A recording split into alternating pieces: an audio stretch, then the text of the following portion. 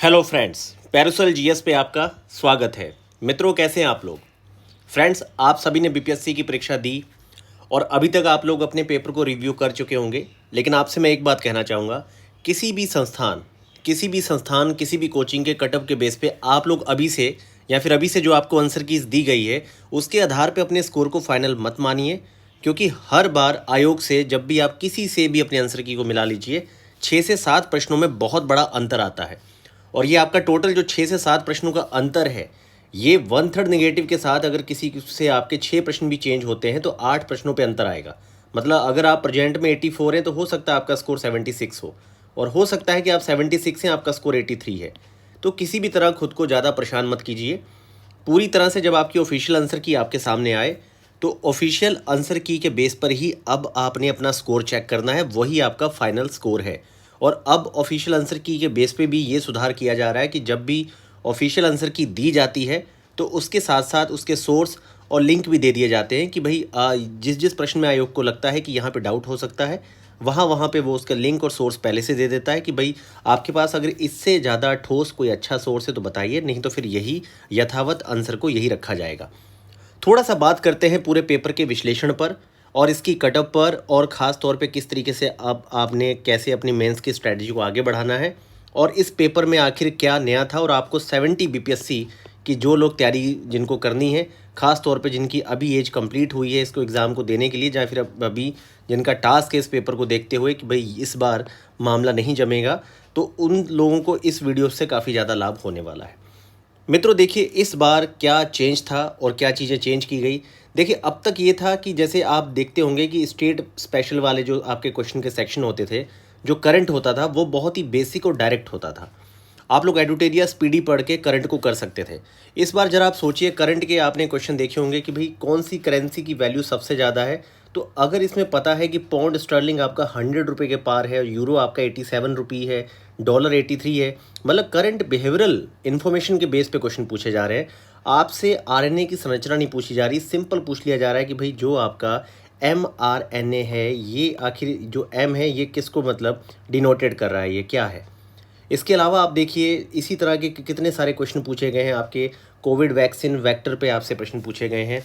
इस समय जो आप यूज़ कर रहे हैं आपका चैट जीपीटी, उसमें जीपीटी की फुल फॉर्म पूछी जा रही है आपसे, एम की फुल फॉर्म पूछी जा रही है। तो एक तरह से बिल्कुल आपके सामने रखी गई चीज़ें, जैसे दीपक तले अंधेरे वाली जो बात है कि अब आप क्या है कि भाई कोई भी चीज़ अच्छे से पढ़िए, बढ़िया से विश्लेषण करिए। ख़ास तौर पे करंट की जो घटनाएं हैं, जैसे कि रूस के विवाद वाला वो जो प्रश्न था आपका, वैगनर सैनिकों के समूह वाला, वो हो गया। इस तरह के नए नए क्वेश्चन जो आ रहे हैं आपके सामने इस तरीके के हैं कि हो सकता है कि भाई आपने चैट जीपीटी पे बहुत सारी चीज़ें सुनी पढ़ी होंगी, लेकिन बहुत सारी मैगज़ीन ने ये जीपीटी की फुल फॉर्म नहीं लिखी और यही उठा के इन्होंने प्रश्न किया है। mRNA आप बहुत बार पढ़ते होंगे, लेकिन अगर आपने डिस्क्रिप्टिव बुक में पढ़ा है तब तो ठीक है, लेकिन वैसे अगर आपने क्वेश्चन बेस पे इसको सॉल्व किया है कि इसका फंक्शन क्या है वो तो ठीक है, लेकिन एम की फुल फॉर्म आपको नहीं मिलेगी। तो थोड़ा सा अब आपको क्या है कि बेसिक किताबें बहुत अच्छे से पढ़ने की आवश्यकता है। करंट अफेयर को आप लोग एक तो देखिए, न्यूज़ रीडिंग आपको बहुत अच्छे से शुरू करनी है। आप लोगों को न्यूज़ रीडिंग बहुत अच्छे से शुरू करनी है और उस समय के जो आपके कीवर्ड हैं, कोई चीज़ है, उनको आप उसकी फुल फॉर्म वगैरह से लेके क्या चीज़ें हैं और उसको सिंपल उसकी डिफिनीशन क्या है, क्या उसके मैन आपके कंपोनेंट्स हैं, इस तरह की चीज़ों पे आपको थोड़ा सा ध्यान देना चाहिए, क्योंकि परीक्षा अब उस तरफ बढ़ रही है। थोड़ा सा विश्लेषण करते हैं कि पेपर में कौन सा सेक्शन कैसा था।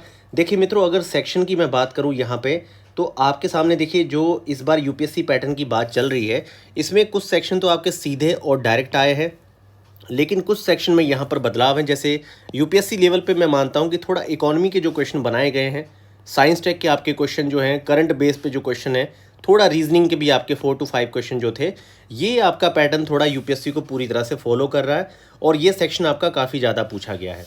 उसी के साथ साथ देखिए यहाँ पर क्या था कि हिस्ट्री सेक्शन आपका बहुत पूछा गया, लगभग आपके 30 क्वेश्चन हैं यहाँ पर इतिहास के। और इतिहास का जो था थोड़ा मैं इजी इसको इसलिए कह रहा हूँ कि अगर आपने लूसेंट भी अच्छे से पढ़ी है तो आप इन 28-30 प्रश्नों में से लगभग 25 से 26 प्रश्न यहीं सही कर सकते थे। मतलब इतने टफ क्वेश्चन नहीं पूछे गए इतिहास के सेक्शन में कि जिसका आंसर आप लोग निकाल ना पाएँ। और यहाँ पर क्या है कि स्टेट स्पेशल भी सीधा आया है और पॉलिटी सेक्शन भी आपका हल्का था, सीधा था। तो यहाँ पर थोड़ा सा मॉडरेट सेक्शन आपका ज्योग्राफी है और लास्ट ईयर इन्होंने थोड़ा सा क्या है रिपीट क्वेश्चन किए हैं, जैसे कि आप लोग पाएंगे बतख मियाँ वाला क्वेश्चन आपका रिपीटेड है, उसके अलावा 576 वाला एक क्वेश्चन था, एक और भी है आपके, लगभग 3 से 4 क्वेश्चन तो रिपीटेड ही हैं आपके, 2 क्वेश्चन तो आपके 67 बीपीएससी से रिपीट है। तो रिपीटेड क्वेश्चन भी अगर ये वाले अगर किसी ने गलत किए हैं तो उनको भी यहाँ पर दिक्कत हो सकती है। तो यहाँ पर देखिए है क्या पूरे पेपर का जो विश्लेषण ये है कि थोड़ा सा तैयारी को अब आपने क्या है कि पूरी तरह से लूसेंट बेस, मैं ये भी नहीं कहूँगा कि लूसेंट नहीं पढ़नी, क्योंकि ध्यान रहे यहाँ पे हिस्ट्री पॉलिटी के 90% क्वेश्चन जो हैं उनके आंसर लूसेंट के अंदर हैं। तो थोड़ा सा बेसिक अंडरस्टैंडिंग के लिए या फिर बेसिक डाटा इन्फॉर्मेशन के लिए लूसेंट से आसान कोई किताब भी नहीं है।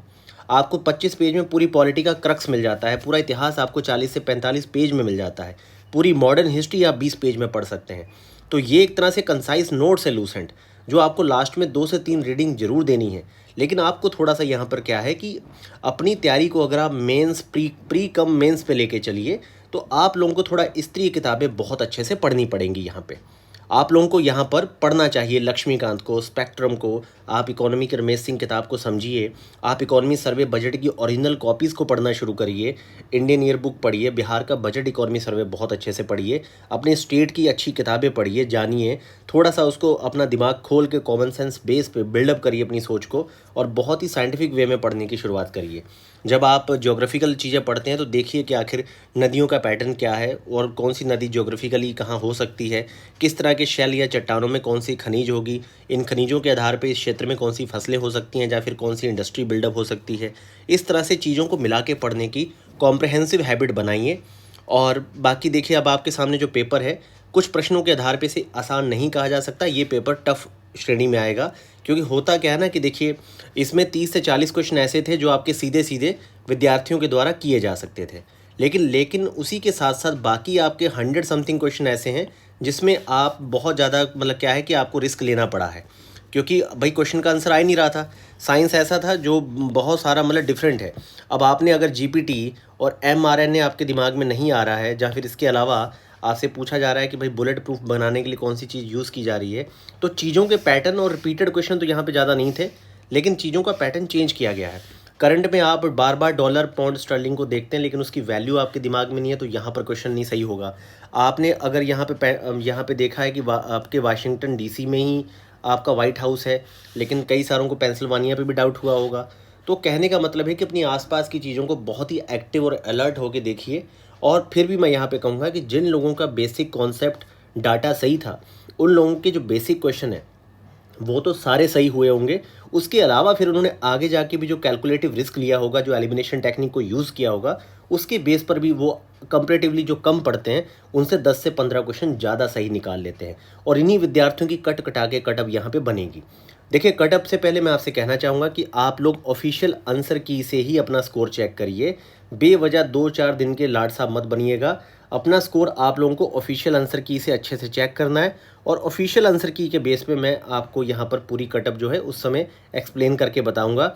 अभी आप ये मानते हो चलिए कि भाई जिस विद्यार्थी का भी ऑफिशियल आंसर की से जिस विद्यार्थी का स्कोर आपका जर्नल कैटेगरी में 80 to 82 है, वो पूरी तरह से मेंस की तैयारी करे। अगर बहुत सुरक्षित आपको स्कोर चाहिए तो मैं 85 मान रहा हूँ, लेकिन कटअप यहाँ पे नहीं रहेगी, इसके नीचे आपकी कटअप जानी है। तो कटअप मैं आपको कह रहा हूँ जिसका भी 80 हो वो अपनी मेंस की तैयारी ना ब्रेक करे, क्योंकि आप लोग अच्छे से जानते हैं कि यहाँ पर आपका 15 नवंबर को रिजल्ट आना है और दिसंबर लास्ट में आपका मेंस है। तो आपके पास 1 महीने का मात्र समय है। तो आप लोग कर क्या लेंगे? आपको इधर वाले जो 45 डेज़ हैं इसमें पढ़ना है बहुत अच्छे से, और आज की तैयारी आज से शुरू हो जानी चाहिए।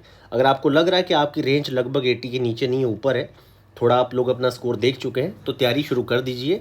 बाकी ऑफिशियल आंसर की से ही फाइनली आप अपना स्कोर मानिए, और ऑफिशियल आंसर की से अगर आपका स्कोर 80 रेंज में है तो आप लोगों को मेंस की तैयारी पूरी तरह से शुरू करनी चाहिए। गर्ल्स 75-76 क्वेश्चन पे आपका EWS EBC वगैरह जो कैटेगरीज़ की कटअप है वो लगभग आपकी 78-80, 2 से 3 क्वेश्चन ही आपका कम रहेगा।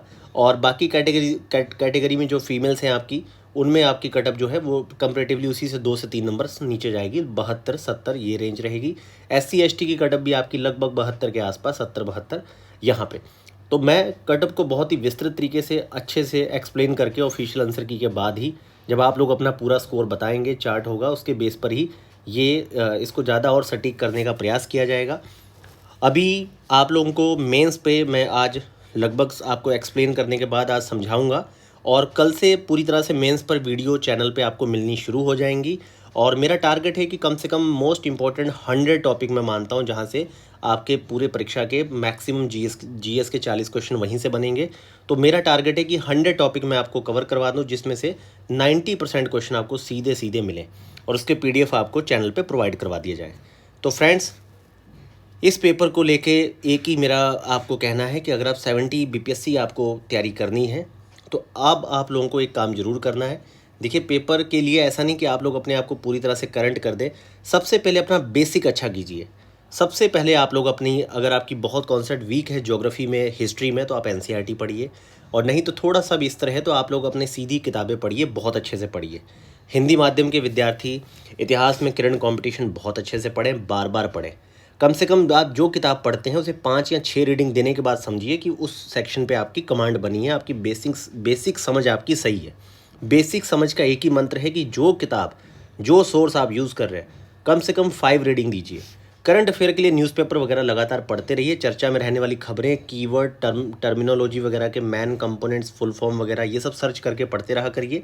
बाकी फाइनली आपको करंट की मैगजीन ही फॉलो करनी होती है, लेकिन अगर लगातार पढ़ते रहेंगे तो चर्चा में रही बातें आपके सामने आएंगी, क्योंकि यहाँ चर्चा में आई हुई चीज़ों पे ही क्वेश्चन ऐसे हैं जिसमें विद्यार्थियों को ज़्यादा समस्या हुई है। तो फ्रेंड्स, आप लोग बिल्कुल भी लेके कटअप या किसी चीज़ को परेशान मत होइए।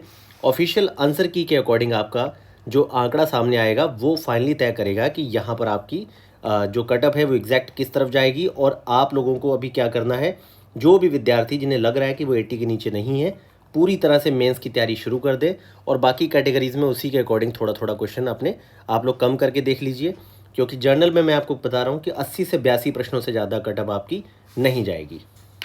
फ्रेंड्स, पैरुसल GS के टेलीग्राम चैनल से जुड़िए, क्योंकि मेंस पे पूरी तरह से अब आपका क्या है कि आपको कंटेंट, PDF सब कुछ मिलना शुरू हो जाएगा, और कल से मेंस की वीडियो शुरू कर दी जाएंगी। और सबसे पहली शुरुआत जो सेकंड पेपर के आपके साइंस टेक वाले सेक्शन है, साइंस इकोनॉमी को ही सबसे पहले शुरू किया जाएगा, क्योंकि यहीं पे सबसे ज़्यादा विद्यार्थियों को समस्या आती है।